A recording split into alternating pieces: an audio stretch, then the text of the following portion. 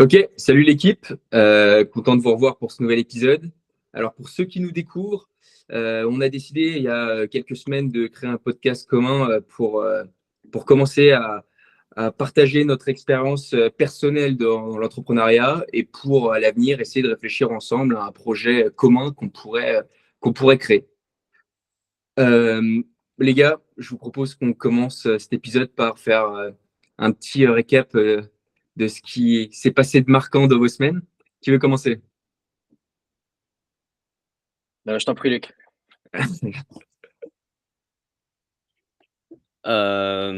Qu'est-ce qui s'est passé de Marco cette semaine? Cette semaine,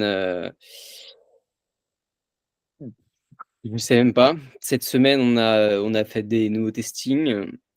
On a lancé. Alors, pour résumer, en gros, nous, ce qu'on propose, c'est de créer des groupes sur mesure avec 5 chefs d'entreprise, histoire de à la fois briser l'isolement professionnel et puis faire passer chacun au niveau supérieur, d'accélérer leur activité. Une sorte de tour de table, des tables rondes entre entrepreneurs qui veulent accélérer leur croissance. Et du coup, là, on a testé de faire des publicités en front, donc pousser directement vers, ça s'appelle le Sanctuary Base.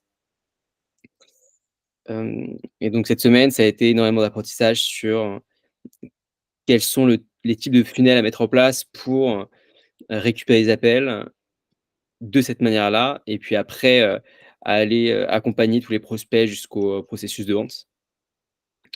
Voilà, beaucoup d'apprentissage, beaucoup de testing cette semaine sur ça.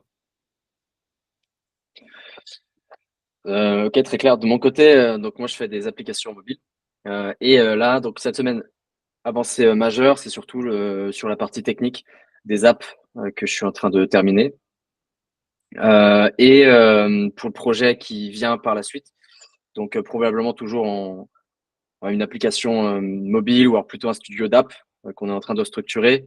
Ce qui est intéressant, ce qui était intéressant cette semaine et puis là même les dernières semaines en général, c'est plutôt les rencontres, donc les mises en relation, parce qu'en fait c'est le plus important dans un projet quand tu vas le structurer, c'est l'équipe et l'équipe des fondateurs.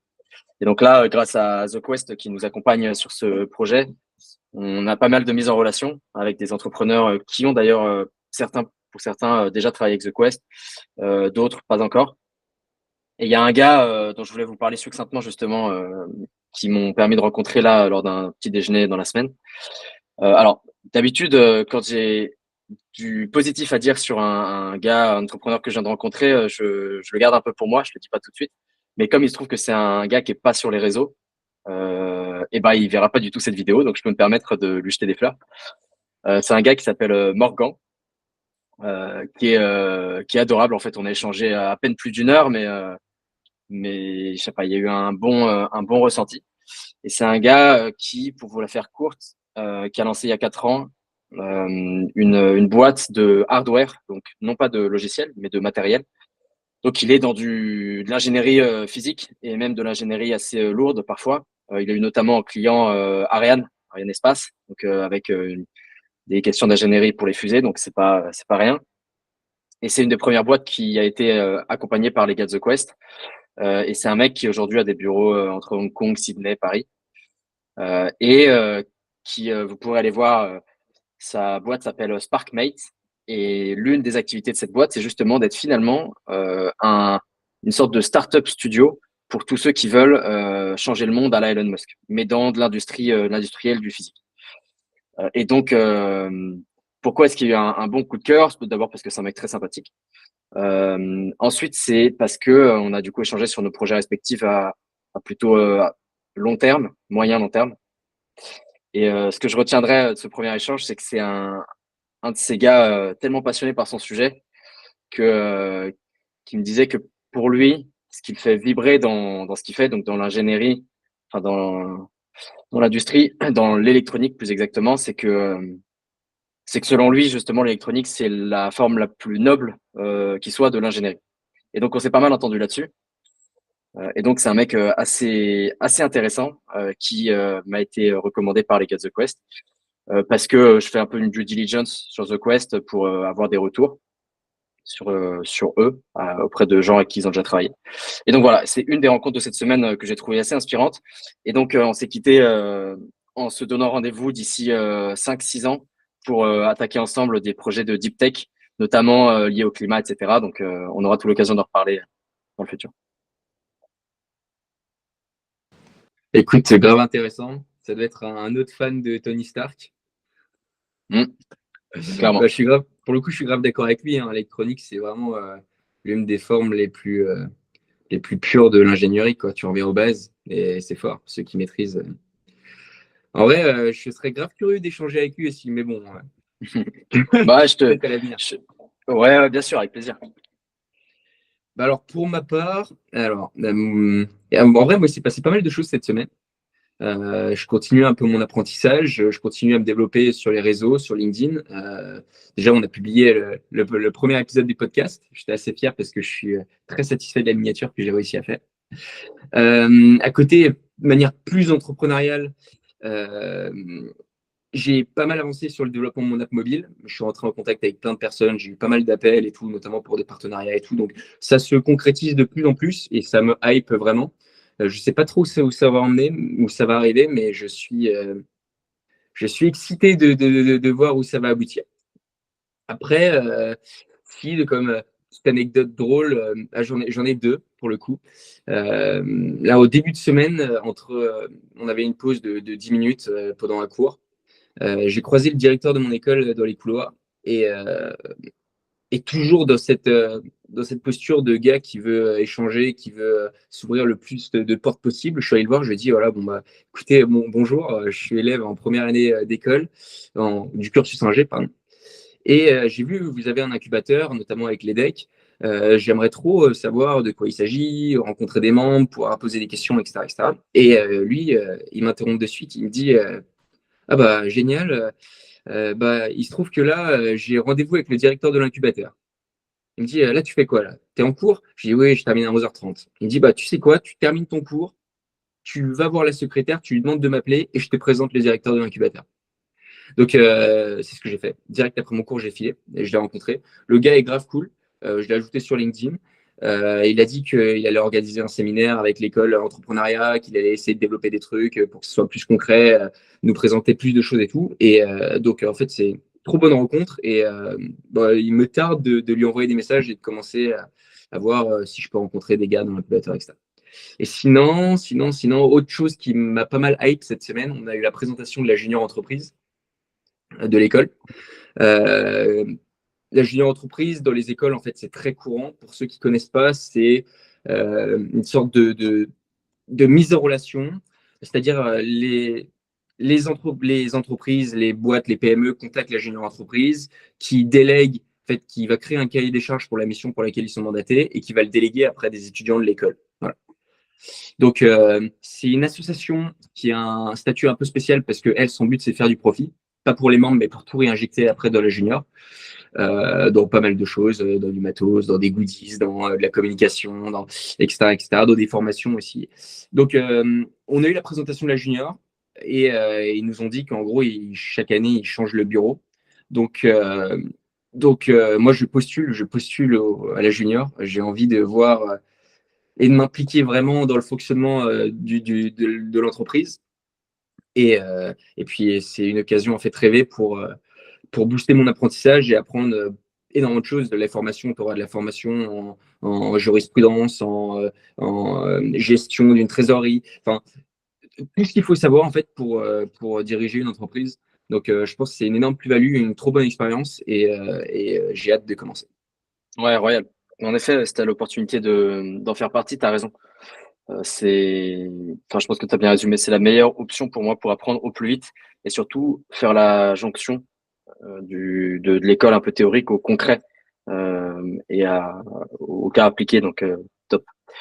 Je voulais rapidement, du coup, moi, te jeter des fleurs parce que je trouve que tu as une capacité d'exécution qui est géniale ces dernières semaines, que tu pouvais pas forcément avoir quand tu étais en prépa. Mais tu vois, là, cet été, justement, tu commençais à peine à parler à découvrir LinkedIn, à dire que tu voulais commencer à faire tes premiers sous et lancer des projets.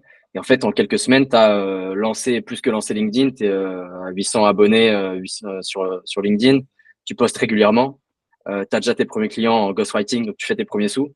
Le podcast, tu as eu l'idée et on a exécuté ça. Enfin, tu as exécuté ça d'ailleurs la semaine dernière. Donc en fait, tu vois, c'est des petites choses, mais en fait, je trouve que tu as un temps une durée entre l'idée et l'exécution qui se raccourcit. Et ça, c'est une super qualité. Donc, essaye de la garder aussi longtemps que possible. Et donc, voilà, j'en profite pour te féliciter.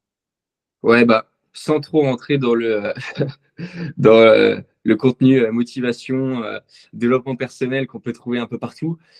Enfin, j'ai une prise de conscience assez récemment. En fait, le temps, il passe vite, quoi. J'ai envie que mes journées elles soient bien remplies et que je sois le plus efficace possible parce que on a tous les trois de grandes ambitions et en fait, c'est pas en jouant à LoL ou à TFT, même si c'est super kiffant, que, que nos projets vont évoluer et qu'on va avoir accès à la vie qu'on rêve tant, quoi. Bon, c'est un peu bateau dit comme ça, mais je peux pas mieux le dire, quoi. Mhm. Yes, écoute, pour entamer donc la deuxième partie, moi, ce que je vous suggérais d'ailleurs là, avant le podcast, c'était qu'on profite de ce podcast, de cet échange pour parler d'entrepreneurs ou de projets entrepreneuriaux qui naissent ou à naître, enfin, un peu au stade ou alors qu'on découvre tout récemment. Et donc également des entrepreneurs qui sont derrière. Donc voilà, l'idée ce serait d'en parler. Et donc je vous disais ça, pas ça complètement par hasard, parce que j'ai rencontré cette semaine au coworking une fille donc qui m'a parlé d'un projet qui s'appelle Par hasard, donc parhasard.co, vous pourrez aller voir.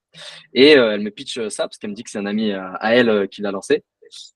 Et en l'occurrence, le concept c'est ça s'adresse aux jeunes, plutôt entre 18-25.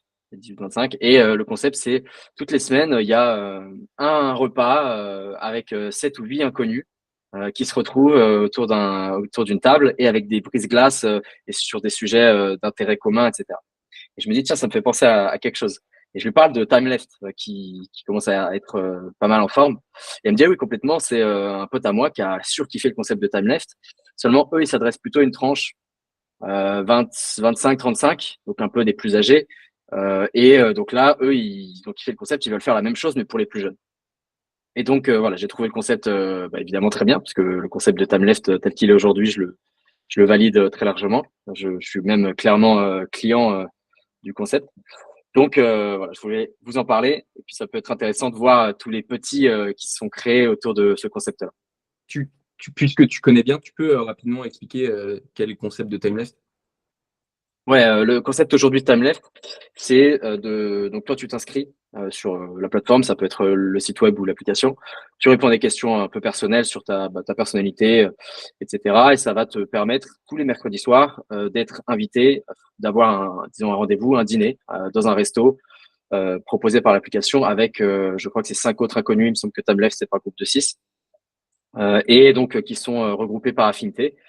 Et l'idée, c'est simplement de faire des rencontres de gens qui te ressemblent plus ou moins ou avec qui tu as des atomes crochus. Et en fait, c'est juste ça. Donc, ça paraît assez simple. Et en fait, c'est une super idée parce que c'est une façon de faire des rencontres à un âge où tu en fais peut-être moins souvent. Des rencontres, disons un peu plus profondes, moins superficielles que des rencontres que tu peux faire dans d'autres contextes. Et puis, c'est évidemment l'occasion d'amener le dating, donc la rencontre plus ou moins amoureuse, d'une manière très différente parce que c'est pas du tout le sujet. Quand tu t'inscris, quand tu vas à un dîner Time Left ou d'autres du même genre, c'est pas du tout l'optique. Tu vas pas, c'est pas un rencard. Et pourtant, c'est souvent dans ces conditions, dans ces contextes-là, qui ne sont pas officiellement des rencards, qu'en fait tu vas créer des interactions qui vont t'amener peut-être plus loin avec des gens que tu auras rencontrés entre guillemets par hasard, d'où le nom d'ailleurs du petit nouveau qui s'appelle parhasard.co. Ouais. Ouais, bah ça me fait un peu penser. Le concept, c'était un peu le truc que je t'avais proposé au tout début de l'été, quand j'étais encore de mes concours là, où je t'avais proposé d'organiser des dîners un peu pareils autour de thématiques, avec en invitant des personnalités aussi. En gros, moi, j'avais proposé un concept où on faisait venir un intervenant, une personnalité publique, soit du showbiz, soit dans une thématique, un spécialiste dans un domaine en particulier, et inviter des personnes qui seraient intéressées par ce gars. Et en gros, tu fais payer 10-15 invités pour aller dîner au resto avec cette personnalité publique-là. Bon, ça s'est pas fait parce qu'on est chacun passé à des projets plus passionnants et plus pertinents. Mais ouais, c'est un concept qui est fou, quoi, parce qu'on est tout le temps en demande de relations sociales. Surtout en plus, voilà, en fait, c'est un très bon moyen de passer le témoin avec le sujet que je voulais évoquer. C'est notamment dans le milieu de l'entrepreneuriat. Aujourd'hui, les entrepreneurs, c'est ceux qui veulent le plus faire des rencontres, aller parler à des personnes inspirantes. C'est ceux qui sont vraiment à la recherche de rencontres et de ce genre de concept. Bah là, on l'a vu récemment.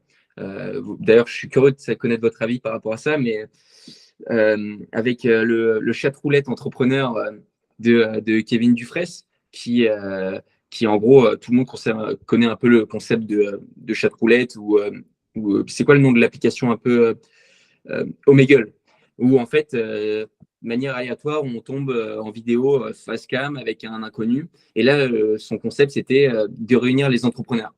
Et c'est trop bien. Et ça a eu un succès de fou parce qu'en fait, tout le monde a sauté sur l'occasion. Bah, d'ailleurs, Luc, on a une petite anecdote à raconter par rapport à ça. Moi, dès que j'ai vu le lien, j'ai cliqué. Je me suis retrouvé en tête à tête avec quelqu'un avec qui j'ai parlé de mes projets et tout, grave sympa. Et la deuxième personne sur laquelle je tombe, mais complètement au hasard, on s'était pas coordonné, c'est toi.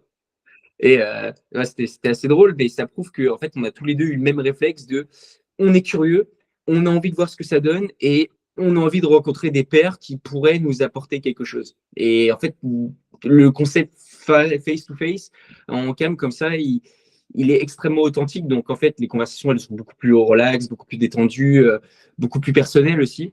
Donc, c'est des concepts tout comme Taileft qui marchent beaucoup parce que, surtout à l'heure aujourd'hui des réseaux, mon analyse est qu'on perd beaucoup du social et du vrai social. Et je pense que c'est une niche sur laquelle il y a beaucoup, beaucoup de choses à faire encore aujourd'hui. On perd surtout enfin, la sérendipité des rencontres. Donc le fait que ce soit donc par hasard, encore une fois, c'est vrai que enfin, la plupart de nos potes, nos potes les plus proches, on les a rencontrés, on les a pas vraiment choisis. On les a pas swipés sur une app en disant toi tu me plais pas. Donc c'est pour ça que je pense qu'en effet le futur des rencontres en général, c'est ce format-là, c'est ce format pseudo par hasard. Et en même temps, tu sais que comme il y a quand même le filtre de l'app, sans que ce soit toi qui fasses vraiment le choix, le filtre, il y a quand même ces atomes crochus qui font que ça va être des gens à qui tu vas accrocher. Ouais, par hasard, moi, j'y crois pas trop. Enfin, je sais pas vraiment quels sont leurs chiffres aujourd'hui, mais c'est un copier-coller de copier-coller, Timeleft. La problématique de Timeleft, c'est qu'il y a aucune barrière à l'entrée. N'importe qui peut le faire et tu peux le décliner sous toutes les sauces. Et la grosse problématique, c'est que, qu'on le veuille ou non, à la fin de la journée, Timeleft, c'est, jeune déjà. C'est très jeune et ça peut monter de 18 à, j'imagine, 40 ans, mais c'est jeune et tout le monde part sur ça et après décliner, moi, j'ai un bon ami qui a décliné ça sous forme de brunch. Bah, c'est compliqué. Il y en a d'autres qui déclinent ça sous forme d'événements. Il y en a d'autres qui déclinent ça sous forme d'événements pour femmes.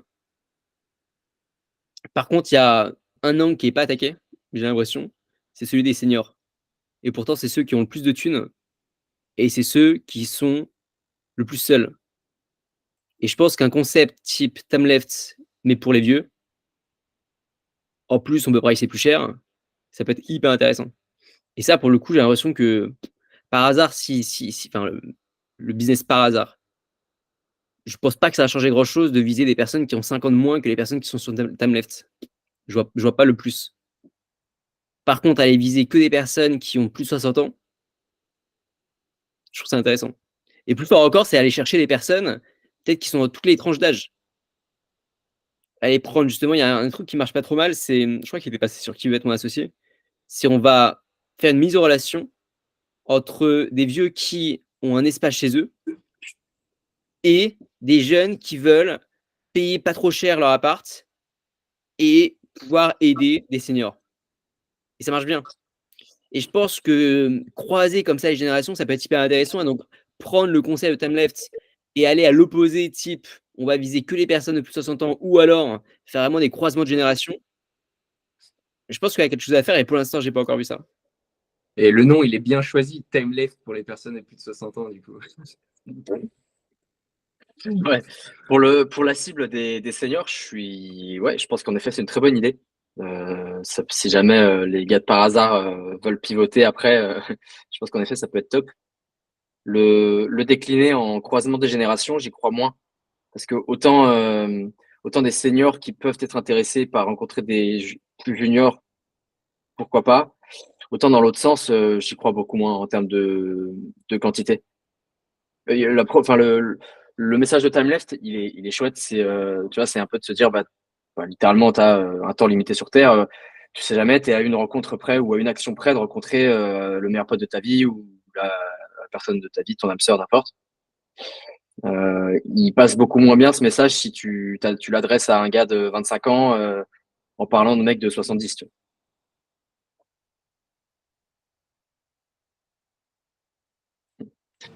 Il y a d'autres projets que vous avez vu passer ou entrepreneurs qui vous ont plu ou qui vous ont interpellé cette semaine? Luc, si tu as un projet en tête. Pas vraiment, pas vraiment. Après, il y a moi, je regarde beaucoup ce qui se fait en ce moment dans les médias. Il y a beaucoup de personnes qui, ont bien réussi dans les médias en ligne et qui maintenant s'attaquent aux médias locaux et je pense que c'est hyper intéressant de regarder les business que l'on pensait morts, qui en fait le sont pas du tout. Mais une personne en particulier, heu, non, pas vraiment. Ah, bon, on parle beaucoup d'eux, hein. Ils vont croire qu'on leur fait un appel du pied, mais moi j'ai pas mal suivi là, les succès The Quest cette semaine. Euh, Ils ont deux gars chez eux qui ont fait parler d'eux. Déjà, il y a le premier, je crois, c'est Tom Duter. Peut-être je me trompe sur le nom de famille, mais Tom quelque chose. Il a gagné le concours de Yomi là, récemment. Et ça, c'était fort. Je sais pas si vous avez tous les deux vu la vidéo. La vidéo, j'ai trouvé géniale. Ah, tu devrais la regarder, Luc. Il a fait un concours avec Chris Comte, la poisson fécond, et le troisième, le nom m'échappe. Où en gros, ils recevaient des gars qui ont monté leur boîte et qui devaient faire un pitch. D'abord, c'était un pitch de 3 minutes. Puis après, ils avaient à nouveau 5 minutes s'ils étaient buzzés. Puis après, ils avaient, je crois, 10 minutes pour à nouveau approfondir leur truc s'ils étaient à nouveau buzzés. Et le but à la fin, je crois qu'il y a eu un seul gagnant, c'était Tom. Et, euh, et le gagnant, il touchait 10 000 balles. Et bon, bien sûr, il a les éloges et la publicité qui va avec parce qu'il y a 3 entrepreneurs à succès qui ont validé son concept et qui ont hâte de voir la suite, quoi. Et un autre projet pour le coup, c'est beaucoup plus ma cam, ce genre de projet. Et je trouve ça extrêmement passionnant. C'est le projet Mimetics. En gros, ils se basent sur une IA réplicative où en gros, la tech qu'ils essayent de développer, c'est une entreprise qui veut automatiser une tâche qui est assez fastidieuse, gagner du temps et aussi faire plus de bénéfices. Elle envoie une vidéo un process de logistique ou que sais-je. Elle envoie une vidéo d'un process et leur logiciel, il analyse ça et il crée un robot qui va répliquer ce process. Donc, c'est pas l'IA générative comme on peut voir partout, mais c'est une IA réplicative. Et bon, j'ai beau me creuser la tête et tout, j'ai du mal à voir comment ils ont réussi à développer ça. Enfin, comment il a réussi à développer ça, parce que je crois qu'il est tout seul à la tech. Et c'est très fort, ce genre de projet, très très fort, parce que c'est des projets tech. Et lui, en l'occurrence, je crois, il a été sélectionné pour un concours TechCrunch, ça marque, Ouais, c'est TechCrunch. à San Francisco. Et bon, c'est un peu le Saint Graal quand tu arrives à ce niveau-là et que tu es reconnu un peu pour pitcher ton projet devant les plus grands. Donc, euh, donc voilà, c'est les projets vraiment qui m'ont marqué cette semaine parce que c'est des jeunes qui ont réussi à développer un truc ultra prometteur et qui se sont fait encenser par des gars qui ont eu de la réussite. Donc, en vrai, j'ai dû commenter leurs 2 posts et à chaque fois, je leur ai dit, je crois que j'ai mis le même commentaire, j'ai dû mettre trop hâte de voir la suite, je suis trop hype. Ouais, leur startup Mimetics a été sélectionné en gros pour participer au Startup Battlefield 200 de TechCrunch. Et donc, comme son nom l'indique, c'est un un concours de pitch de 200 startups qui a vu passer des grands noms. Donc je vois là comme Trello, Mint, Dropbox et d'autres. Donc effectivement très cool. Je pense que c'est un bon signe et c'est chouette. Ça plus l'autre projet c'est Merci Internet de Tom Lothair qui est chouette aussi. Ouais, Lothaire, Et du Luther. ouais ça. Donc en effet très très bonne semaine pour The Quest, mais bon finalement l'objectif c'est que ça devienne des accomplissements assez banals et que ce soit des avancées comme ça à peu près toutes les semaines pour toute leur boîte. En vrai, Marc, toi, tu as plus du coup le profil tech. Moi, je serais curieux de savoir, Luc, si toi, tu as pensé à créer, en lien avec ton activité-là, un produit qui vient compléter, pardon. L'anglais, ça me monte trop à la tête là. Un projet un peu plus tech, un produit un peu plus tech qui vient compléter un peu le service que tu offres avec NBS, enfin avec le sanctuaire. Alors oui et non. À un moment, on avait réfléchi à créer vraiment une sorte de réseau exclusif et donc compléter tous les services digitaux qu'on pouvait apporter avec une sorte de clubhouse. Donc un bâtiment physique accessible uniquement aux membres, avec un petit bar et avec des canapés pour permettre aux différents membres de se retrouver. Donc ça, c'était dans la logique, on voulait créer une sorte de réseau exclusif, club privé. Mais on n'a pas vraiment pris cette direction-là, donc c'est plus vraiment à l'ordre du jour. Par contre, ce qui est intéressant, c'est d'essayer de mixer le marketing digital et le marketing physique. Et un truc que j'aimerais beaucoup essayer, c'est d'envoyer des lettres à la main à tous les clients, notamment lorsqu'on a un business par abonnement et notamment lorsqu'on veut créer de la relation. Et donc envoyer une lettre de remerciement avec un petit cadeau, que sais-je, 1 mois, 2 mois avant le renouvellement de l'abonnement. Voilà, juste je voudrais bien essayer ça, je sais pas à quel point ça peut marcher ou pas, mais je suis curieux de voir les résultats que ça peut apporter. Moi, j'ai vu. À Pardon. ce sujet-là, pardon Baptiste, à ce sujet-là, ça me fait penser qu'il y a quelques semaines, j'avais été à une sorte d'apéro avec des gens de LinkedIn. Et on a eu cette discussion-là, un jeune, il avait 19 ans, je crois, qui voulait à tout prix innover, trouver une nouvelle méthode révolutionnaire pour faire du démarchage, enfin pour trouver des clients. Et je lui avais dit que je pense qu'en fait, tout est cyclique. Et l'idée, c'est, pour être révolutionnaire, c'est juste de se démarquer et donc de faire ce qui ne se fait plus. Et donc, je lui avais justement dit, bah, je pense qu'à ta place, si je voulais vraiment cibler des gros clients et absolument les avoir et me démarquer de tous les autres, je leur enverrais des lettres, des enveloppes physiques, manuscrites, évidemment personnalisées du coup, de présentation et puis pour finalement de vente également. Et donc, je pense que pour aller dans ton sens, Luc, je pense que ça peut être une super idée, même pour closer d'éventuels clients. Tu as une cible, tu as des cibles des gens que tu voudrais absolument dans le sanctuaire. Et bien, en fait, leur envoyer ce que tu dis, une lettre physique directement chez eux ou à leur adresse professionnelle. Et là, il y a forcément plus de chances qu'ils la lisent finalement qu'un mail parmi 10 000. Je pensais comme ça avant, je suis moins certain de ça maintenant. Déjà parce que lorsque tu envoies une lettre et que c'est purement de la prospection, tu as aucune data. Tu sais pas s'il l'a ouvert ou pas, tu sais pas s'il l'a lu ou pas. Bon, si tu pas de réponse, bah voilà, tu sais pas si tu pas de réponse. Donc c'est extrêmement frustrant et c'est très, très compliqué d'itérer. Le marketing, c'est que ça, enfin, ce qu'on appelle marketing, la vente, ce que vous voulez, c'est que l'itération, tu as de la data, de la donnée, tu itères, tu itères, tu itères. Et donc si tu pas de données qui remontent, c'est très compliqué de s'améliorer. Et puis aussi, moi je pense pas que les canaux de distribution et que les canaux de prospection soient bouchés. Je pense que ça existe. Il suffit d'appuyer sur un bouton et on peut être en relation avec, des milliers de personnes. Par contre, ce qui est bouché, c'est les stratégies par lesquelles, eh bien, on passe lorsqu'on envoie ces messages-là. Donc c'est avec les templates copier-coller de prospection, les emails de closing copier-coller. Ça commence à être un peu saturé. Mais ensuite, voilà, aujourd'hui, on a quand même des outils de prospection qui sont absolument incroyables. pas très cher en plus. Et donc, il faut juste, à mon avis, plus innover sur le message, sur l'approche, sur ce que l'on donne, gratos, sur la valeur, sur l'autorité qu'on va construire. Pas sûr qu'on ait vraiment besoin d'énormes innovations d'un point de vue prospection. Mais ce que je pense qui va arriver, c'est un nouveau canal de communication qui, à mon avis, va être absolument dingue, très certainement encore plus puissant que Facebook Ads. Ça va être OpenAI Ads.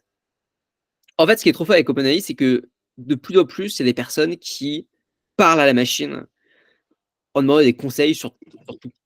Sur le business, certaines personnes sur la vie perso, sur la vie financière, ce que tu veux. OpenAI te file des conseils intéressants. Et donc, il y a un lien qui se crée. On fait confiance. Je pense que d'ici 1 an, 2 ans, 3 ans, eh bien, en plus du lien, va peut-être y avoir une petite redirection.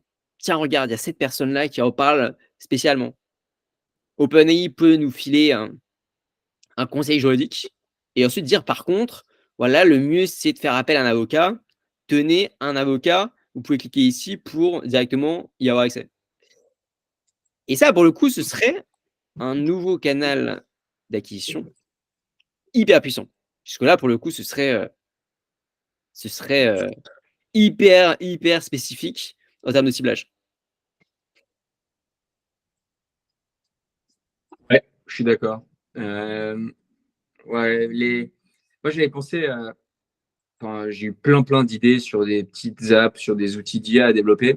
Et l'un des secteurs sur lequel il y a beaucoup à faire, c'est tout ce qui est santé mentale. Et j'avais pensé à créer une sorte d'app où tous les matins, tu reçois un message sur ton tel, directement sur l'écran d'accueil d'une IA qui te demande ce que tu vas. Et en fait, tous les jours, la conversation, elle s'archive, elle s'enregistre. Donc, tous les jours, elle pose des questions sur ce que tu as fait la veille. Tu peux en plus, avec la commande vocale, raconter brièvement ce que tu as fait la chose. Elle enregistre et tous les jours, elle pose des questions ciblées. Et elle te demande comment tu vas. Elle check si tu vas bien. Et elle te donne, en même temps, elle complète une sorte de rapport quotidien sur ton état d'esprit, sur ta manière de voir les choses, sur voilà. Et je pense que c'est assez puissant ce genre d'outil et ça me paraît pas si dur à développer. Euh, Qu'est-ce que je voulais ajouter? Ah oui, je voulais ajouter parce qu'on parlait du coup du sanctuaire initialement. J'ai vu passer un post cette semaine disant que tu essayes de créer une interface là pour communiquer entre vous ou un lieu où vous vous rassemblez qui est beaucoup plus pratique que ce que vous faites en ce moment, non? Non. On essaye en ce moment de. Donc là, la plateforme tech, elle va bientôt sortir. Elle est prête. Là, on va commencer à onboarder les premiers core groupes. Et là, l'idée, c'est pas de créer un truc qui va fondamentalement. Enfin, les personnes ne vont pas rejoindre le sanctuaire pour rejoindre la tech. La tech va permettre d'amplifier les 2 features que les gens adorent dans le sanctuaire, qui est le fait de se retrouver par petits groupes et de s'échanger tout un tas de valeurs. Et de 2, c'est le fait de pouvoir traquer son développement et d'avoir un récap de tous les conseils obtenus. Et donc, au lieu d'envoyer des rapports par message sous forme de PDF, eh bien, ils vont recevoir tous les rapports centralisés automatiquement sur la plateforme, avec en plus pas mal de courbes, des belles courbes sur est-ce qu'ils ont atteint leur objectif, au niveau de la frustration, comment ils se sentent, au niveau de la vie perso, comment ils se sentent, avec aussi un tracking de tous les objectifs qui sont fixés, de tous les conseils qui ont été donnés, de toutes les problématiques qui ont été résolues. Et puis pour les échanges, pour le core group, pour les stand-up, pour les sessions, ce qu'on met en place, c'est ce qu'on appelle l'accountability, c'est-à-dire rendre visible aux yeux de tous les membres du core group les objectifs qu'on s'était fixés. Comme ça, à chaque appel, chacun sait et peut voir si on atteint nos objectifs ou pas. Et de 2, on a structuré davantage les appels, histoire qu'il y ait une petite, qu'on puisse voir le temps défiler au fur et à mesure, histoire de se dire: «Ah mince, bon, bah, j'ai plus de 10 minutes». Et donc, ça va permettre de faire 2 choses. De 1, ça va permettre à la personne qui prend la parole et qui expose ses problématiques d'aller droit au but et d'être beaucoup plus à l'écoute. Et de 2, ça va permettre aux personnes qui sont là et qui conseillent, là encore, d'aller droit au but. Donc, au lieu d'avoir des appels de 2 heures, on va essayer d'avoir, enfin, les appels durent généralement 1 heure et demie, mais on essaie vraiment de cloîtrer un peu plus pour maximiser la valeur des échanges et réduire le temps. Donc voilà, c'est pas, ça va pas être révolutionnaire. Le but, pour l'instant, c'est juste d'améliorer l'expérience. C'est plus simple. En vrai, je pense que je te l'ai déjà dit plusieurs fois, mais tu crées quelque chose de quand même de novateur. Alors pas forcément effectivement la plateforme tech en elle-même, mais le concept du sanctuaire en général, c'est très stylé. Et c'est très stylé parce que je pense que la manière dont tu as organisé les choses fait que tu as par essence une rétention qui peut difficilement être améliorée parce qu'ils sont en petits groupes, donc il n'y a pas de dilution des échanges. Les core groupes, je crois que c'est 5 jusqu'à 5 personnes. Et donc là, ça fait vraiment des groupes et finalement, comme on le sait, hein, plus tu as de relations, plus tu as de personnes dans le groupe, plus le nombre de relations est exponentiel et donc moins elles sont qualitatives. Donc là, je pense que ça maintient des relations assez fortes et surtout, ça ancre une habitude sur la durée. Les appels encore groupe, c'est toutes les 2 semaines, c'est ça? Ok, et ouais, du coup, c'est pour ça je trouve ça trop cool. Je trouve ça trop cool le concept. Quand tu es bien avancé, pour moi, je pense qu'effectivement, ça s'adresse plus aux gens qui sont déjà euh, propulsés, qui sont déjà un peu vraiment dans le rouage et qui ont vraiment fondamentalement besoin de ce que tu proposes, c'est-à-dire finalement un board d'advisors, donc de conseillers de personnes plus ou moins au même niveau que toi. Ouais, c'est trop cool. Ouais, trop top. Ouais, pour le coup, ça va grave améliorer l'expérience utilisateur. Perso, moi, si j'étais client, avoir vraiment un espace centralisé où pour avoir les récaps des réunions, voilà, je pense que c'est l'idéal, quoi. Ça améliore de fou et c'est plus pratique, ça fait plus pro. T'as pris une très bonne décision, je pense. Moi, je serais vraiment curieux que tu nous racontes comment tu as closé ton premier client. Comment t'as ramené le premier gars sur le sanctuaire? Parce que, tu pitches un endroit où les CEO peuvent se rassembler et parler à leur père.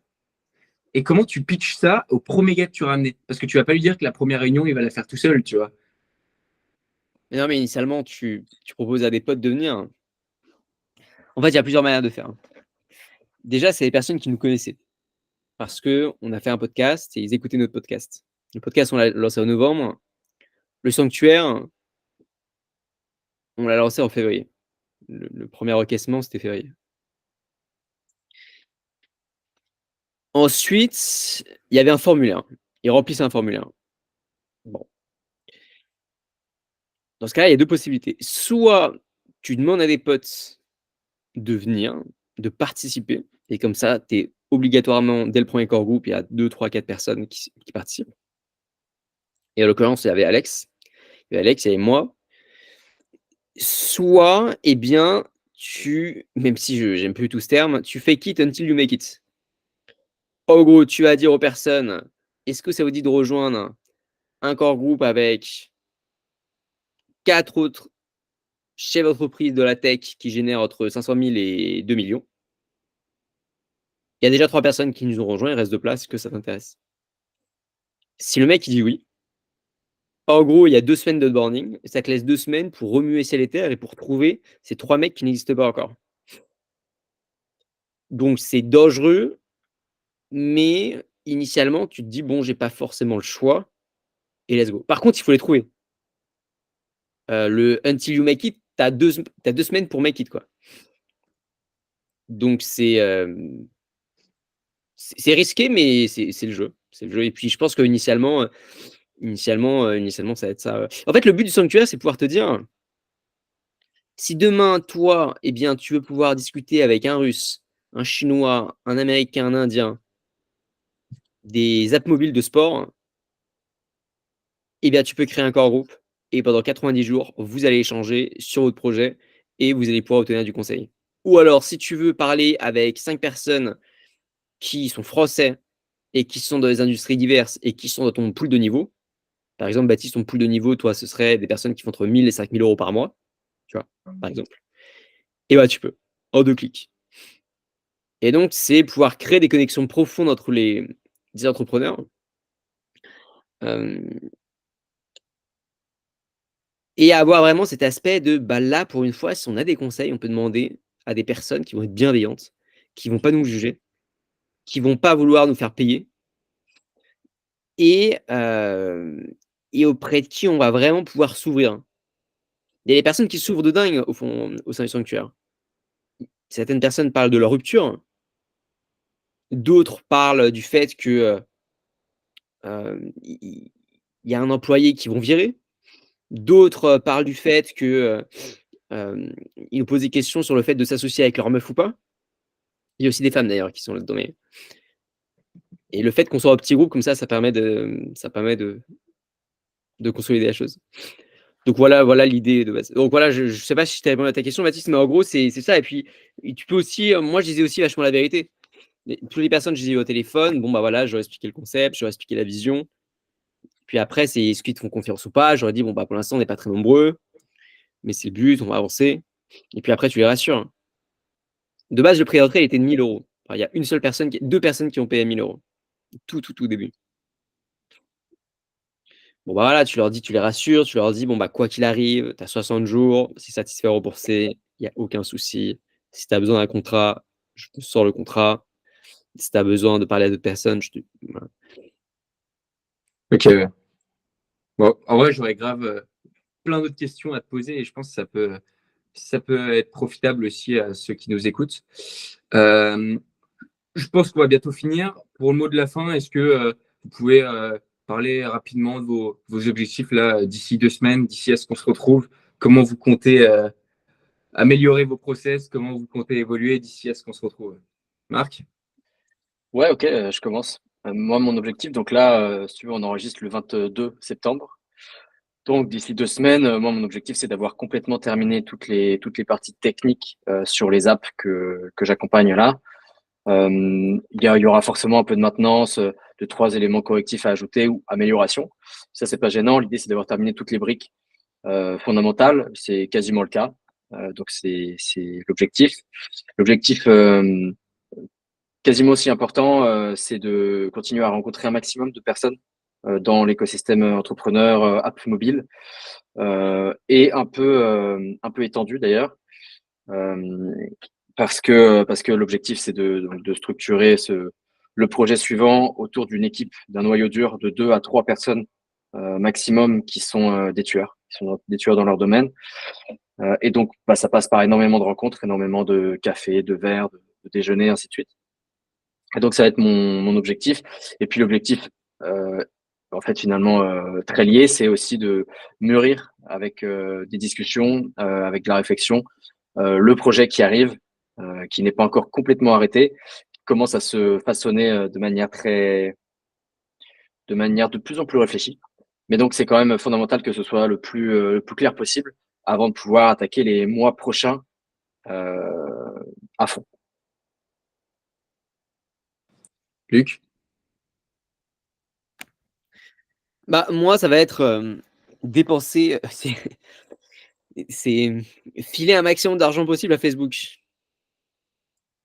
Voilà, le but, ça va être de tester. J'avais 2 tunnels de vente que j'aimerais bien tester.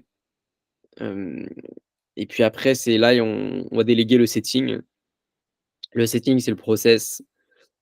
C'est faire en sorte qu'une personne puisse réserver un appel téléphonique. Un prospect qu'on a déjà eu puisse réserver un appel téléphonique. Même si nous, c'est un peu différent parce que le mec, il a déjà réservé avant, pendant le setting, mais et donc c'est augmenter le taux de présence, j'en appelle le show up rate. Donc voilà, pendant 2 semaines, ça va être, on va filer de l'argent à Facebook pour ça, pour faire remonter de la donnée. Puis après, si ça marche bien, essayer d'augmenter les budgets au fur et à mesure. Est-ce qu'il y a un objectif de nombre de membres, dans l'absolu? Pas là, forcément semaine par semaine. Mais est-ce que tu utilises ce type d'objectif chiffré ou pas?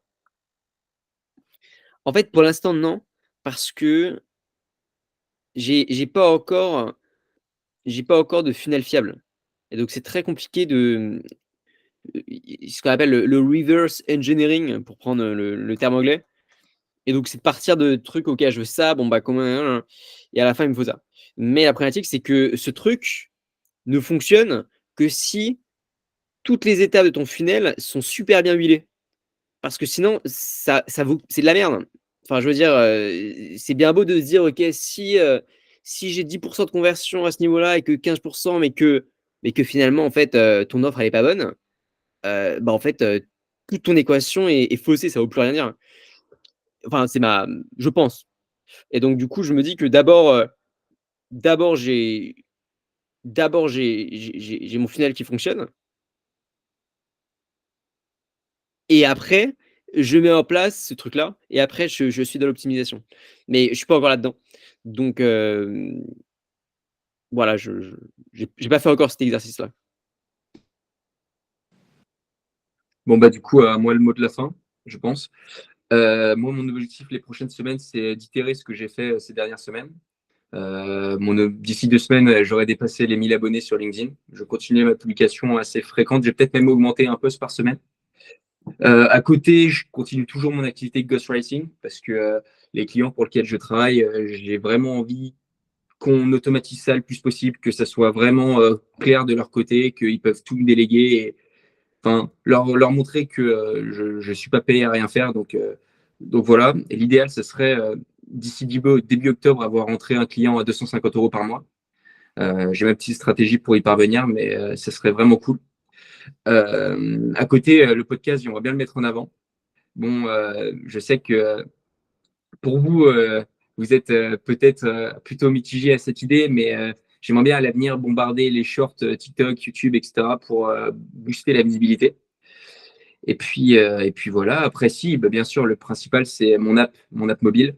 Je veux la sortir avant novembre, donc là, il n'y a pas le choix. Faut que je carbure. Je suis en train de finir les designs là. Avec mon tech, on est en train de tout voir pour la sortir vite et pour se former sur les techs qu'on va devoir utiliser. Et puis voilà, après, je communiquerai sur les différents chiffres de l'app initialement et les partenariats que j'ai réussi à boucler. Ça, c'est trop cool, hein, Beau bravo. programme.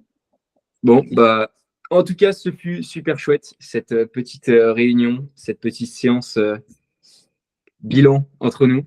Je vous dis à dans 2 semaines. À dans 2 semaines aussi à ceux qui nous écoutent pour suivre nos aventures et notre building public. Salut Les l'équipe! gars. Ciao.